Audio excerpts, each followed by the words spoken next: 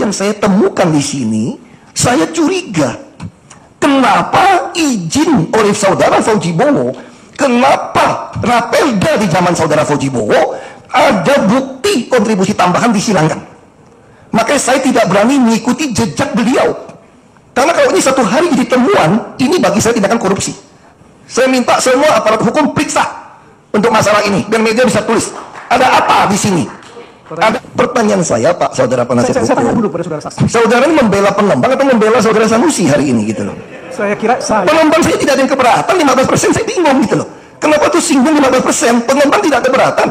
Kalau ada pengembang menggugat, silakan saudara bela. Kita duduk lagi di sini. Silakan tuntut saya, pengembang. Silakan minta pengembang tuntut saya.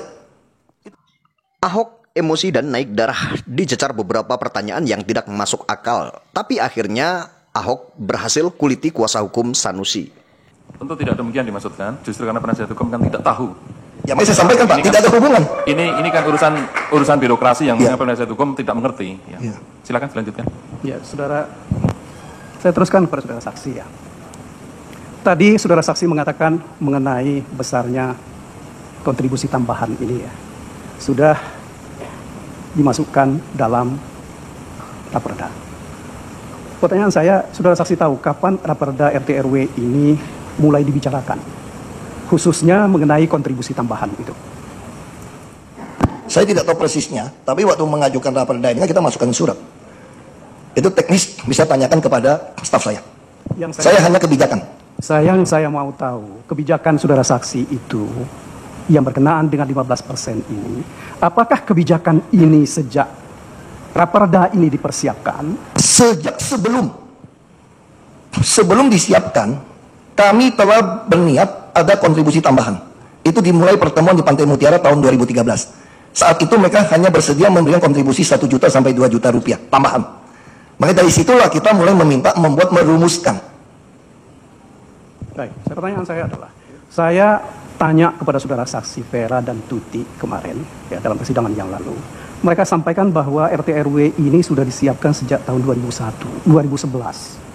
Ya.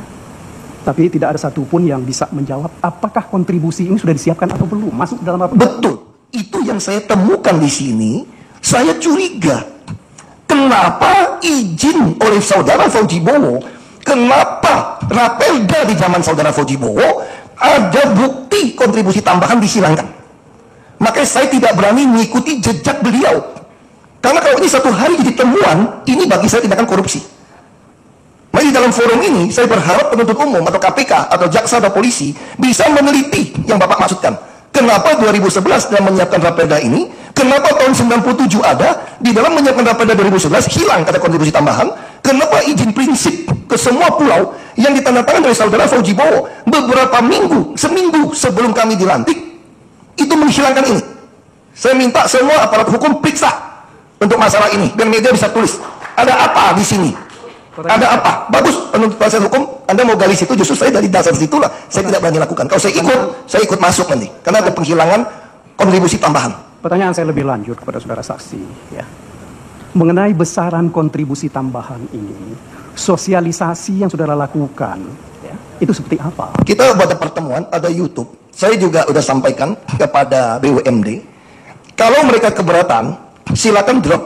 Menurut saya 15% itu sudah sangat ideal dengan dasar 30-70-nya BUMD. Kalau masih tidak terima ini, kita punya hak tidak melanjutkan pulau reklamasi. Itu saya tegaskan. Jadi itu adalah hak prerogatif saya ketika sesuai Undang-Undang 40 tahun 2014, ketika saya ingin menambah penghasilan di DKI, menyelesaikan semua pembangunan di DKI. Pertanyaan saya ya, itu saudara sudah gunakan itu sebagai diskresi. Ya, betul. Ya. Punya hak diskresi untuk menentukan. Pertanyaan saya, tadi saudara penuntut umum bertanya kepada saudara saksi ya, mengenai belum disahkannya Raperda yang baru ini. Ya, kenapa saudara saksi tidak gunakan hal yang sama untuk memberikan izin kepada pulau-pulau yang sudah dibangun, memberikan izin bangunannya? Tidak bisa kalau IMB, tapi kalau cuma izin pelaksanaan bisa. Saya kasih kok izin. Baik. Saya kasih izin, reklamasi bisa. Hanya yang tidak bisa itu membangun. Reklamasi bisa. Saudara saksi tahu ada perjanjian tahun 2007 atau 97 yang memberikan kewajiban. Pemda DKI berkewajiban untuk memberikan izin dan tanggapan secara tertulis Ya, 30 hari sejak proposal disampaikan. Pertanyaan saya, Pak Saudara penasihat Saya tanya hukum. dulu pada saudara saksi. Saudara ini membela pengembang atau membela Saudara Sanusi hari ini gitu loh? Saya kira Pengembang saya tidak ada yang keberatan 15%, saya bingung gitu loh. Kenapa tuh singgung 15%? Pengembang tidak keberatan. Kalau ada pengembang menggugat, silakan saudara bela. Kita duduk lagi di sini. Silakan tuntut saya, pengembang. Silakan minta pengembang tuntut saya. Itu saja. saudara saksi ya. Kenapa saya tanya ini? Karena saudara menggunakan diskresi. Diskresi haknya kepada daerah selama memberikan keuntungan. Kenapa diskresi itu tidak digunakan untuk hal yang lain? Hal lain saya gunakan juga dengan koefisien luas bangunan. Ada hitungan rumusnya juga. Ada rumusnya. Makanya saya bilang, Pak Hakim, saya kira tidak pantas menanyakan soal diskresi di sini. Ini pertanyaannya adalah, Yang mulia, tadi saudara saksi ini yang bicara bahwa dia mempunyai diskresi dan diskresi itu dia gunakan. Ya, pertanyaan saya kenapa terhadap soal ini tidak dia gunakan? soal yang mana? Soal yang mana? Saya sudah gunakan diskresi. Pertanyaan saya kan sekarang hari ini, saudara kan mau menanya saya kenapa 15%? Saya katakan pengembang tidak keberatan. Yang keberatan kan ada di balik menghilangkan 15%. Kenapa jadi nyenggol ke pengembang? Saya bilang saudara ini membela pengembang atau membela saudara Sanusi di sini, maksud saya gitu. Saya sampaikan penuntut umum kalau gini saya keberatan dengan seperti ini saudara hakim yang mulia hakim. Mengarahkan sesuatu yang bukan topik pembelaan hari ini. Saudara saksi, saudara tahu saya membela ini untuk kepentingan saudara Sanusi. Saudara saksi tidak bisa mengarahkan saya untuk bagaimana cara saya membela. Ya, silakan tanya kalau gitu. Saya juga jawab. Ya, silakan tanya saja.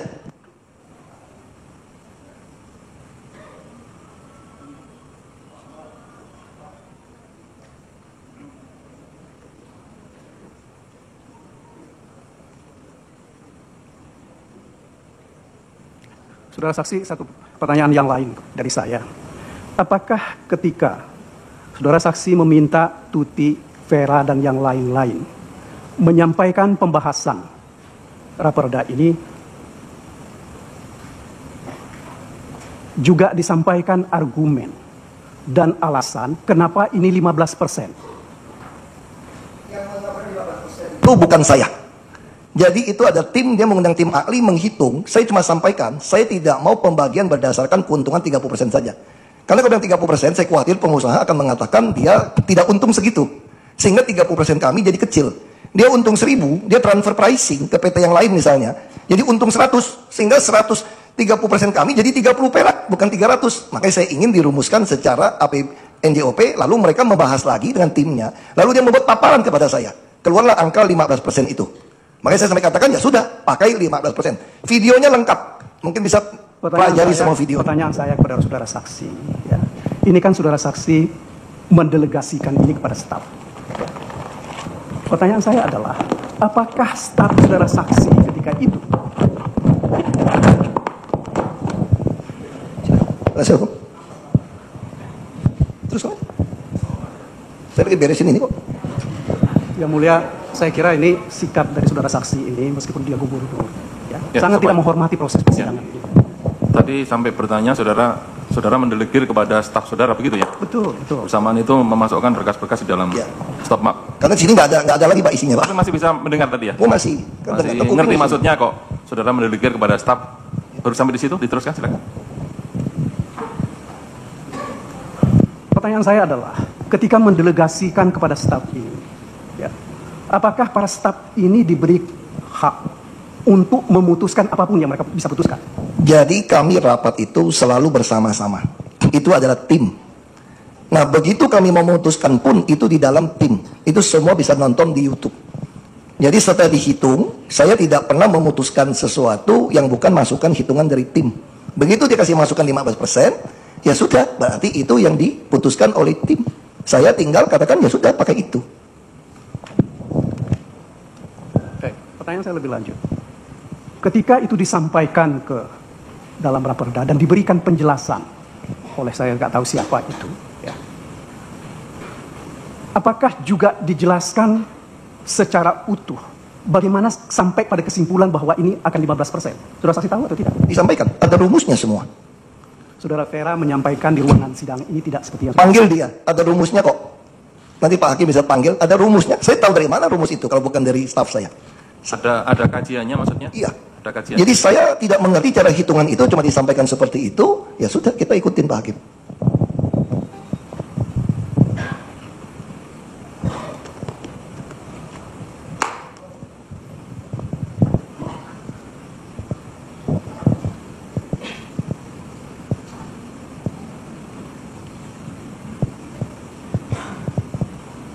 Saudara saksi ya, tadi saudara menyebut-nyebut bahwa kerugian akibat dari adanya tidak selesainya raperda ini, masyarakat dirugikan, dan juga pengembang dirugikan, Pemda DKI juga dirugikan.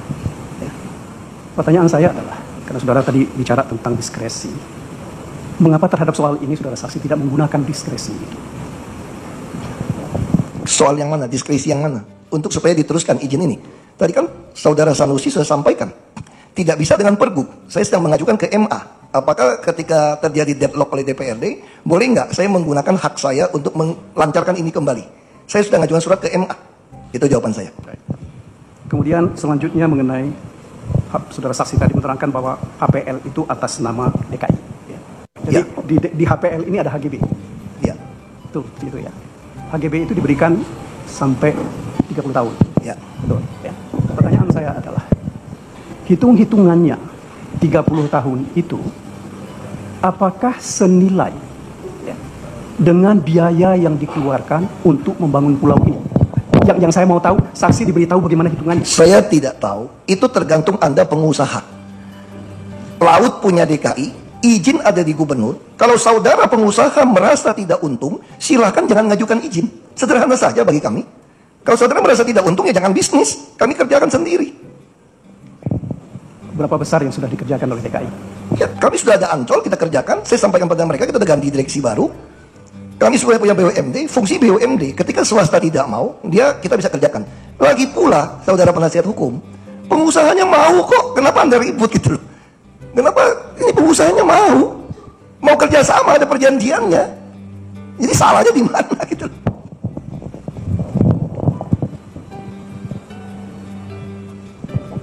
Kemudian satu lagi pertanyaan saya. Dari keterangan saksi-saksi yang lalu, ya, pembahasan ini bolak-balik. Ada beberapa hal yang menurut DPRD itu sudah disetujui, tiba-tiba dikembalikan draftnya oleh eksekutif, itu berbeda. Ya. Nah, pertanyaan saya, ini soal teknis. Ya. Apakah hal seperti ini dilaporkan juga kepada saudara saksi? Selama ini Pak, teknis itu kalau tidak krusial tidak dilaporkan. Karena kemarin sudah hampir paripurna, kan ada 2 perda. Tadi ada zonasi, ada itu. Kecuali yang soal kontribusi, ini saya suruh pertahankan. Inilah dana untuk membangun DKI. Jadi selain itu saya tidak khawatir. Karena menurut saya yang paling krusial adalah soal pasal ini. Yang lain biasa-biasa saja. Kenapa saya tanya ini kepada saudara saksi? Ya. Karena yang mengganjal terakhir ini adalah soal penjelasan itu tadi.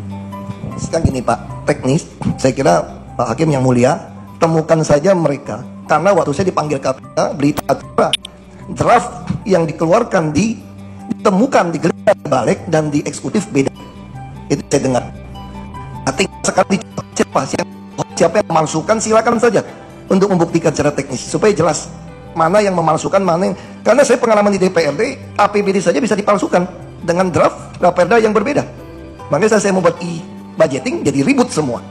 Saya punya pengalaman, draft bisa diganti-ganti, makanya saya patokan saya eksekutif tidak boleh ubah. Itu saja.